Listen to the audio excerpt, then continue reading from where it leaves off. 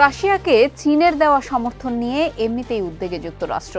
এরপর যুক্তরাষ্ট্রের নিষেধাজ্ঞায় থাকা রাশিয়ার পণ্যবাহী জাহাজকে নিজেদের বন্দরে ভিড়িয়ে সেটার নিরাপত্তা যদি চীন দেয় তাহলে যুক্তরাষ্ট্রের কপালের চিন্তার ভাঁজ আরও ঘনই হবে বইকি।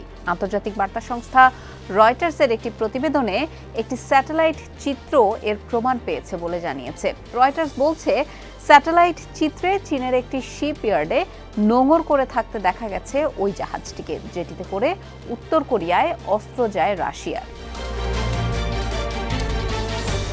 ব্রিটেনের royal United services institute think tank বলছে, রুশ জাহাজ আঙ্গারা 2023 সালের আগস্ট থেকেই রাশিয়ার বন্দরে হাজার হাজার কন্টেইনারে করে উত্তর কোরিয়ার গোলাবারুদ সরবরাহ করছে বলে ধারণা করা হচ্ছে। জাহাজটিতে গত ফেব্রুয়ারি থেকে চীনের পূর্বাঞ্চলীয় ঝেজিয়াং প্রদেশের শিপইয়ার্ডে নোঙর করে থাকতে দেখা গেছে এটিকে। যারা রাশিয়ার প্রতি সামরিক এবং অর্থনৈতিক সমর্থনের হ্রাস টেনে ধরার চেষ্টায় আছেন, সেই যুক্তরাষ্ট্র এবং তার মিত্র দেশগুলোর জন্য চীনের বন্দরে এই জাহাজের উপস্থিতি বেশ হুমকি বলেই ইঙ্গিত দিচ্ছে।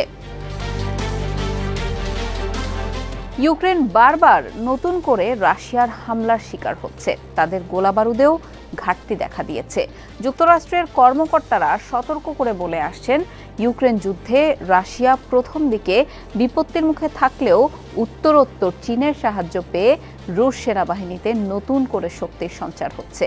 যুক্তরাষ্ট্রের পররাষ্ট্র দপ্তরের এক কূটনীতিক বলছেন, চীন রাশিয়াকে আরও বেশি সমর্থন দিতে শুরু করলে ওয়াশিংটন কিন্তু চুপ করে বসে থাকবে না। যুক্তরাষ্ট্রের পররাষ্ট্র দপ্তরের এক মুখপাত্র বলেন, আমরা জাতিসংঘ প্রস্তাবনা UNHCR 2397 এর আওতায় সব সদস্য রাষ্ট্রকে তাদের আইনি বাধ্যবাধকতা মেনে চলার আহ্বান জানাচ্ছি। এই প্রস্তাবনায় উত্তর কোরিয়ার সঙ্গে বাণিজ্যে কড়াকড়ি আরোপ করা হয়েছে এবং অবৈধ কার্যকলাপে জড়িত যে কোনো জাহাজকে নিবন্ধন তালিকা থেকে বাদ দিতে বলা হয়েছে। জাহাজটিকে অত্যাধুনিক স্বয়ংক্রিয় শনাক্তকরণ সিস্টেম ট্রান্সপন্ডার দিয়ে চিহ্নিত করা হয়েছে, যেটি সম্ভবত নিরাপত্তার কারণেই চীনে যাওয়ার পথে কোরিয়া প্রণালীর একটি ব্যস্ত পথ পাড়ি দেওয়ার সময় কিছু সময়ের জন্য চালু হয়ে গেছিল। ব্রিটেনের রয়্যাল ইউনাইটেড সার্ভিসেস ইনস্টিটিউট বলছে, গত 9 ফেব্রুয়ারিতে আঙ্গারা মেরামত এবং রক্ষণাবেক্ষণের জন্য চীনে পৌঁছানোর আগে জানুয়ারিতে এই জাহাজ ট্রান্সপন্ডার বন্ধ রেখে উত্তর কোরিয়া এবং রাশিয়ার বন্দরে নোঙরও করেছিল। চীনে পৌঁছানোর পর এই ট্রান্সপন্ডার আবার বন্ধ রাখা হয়।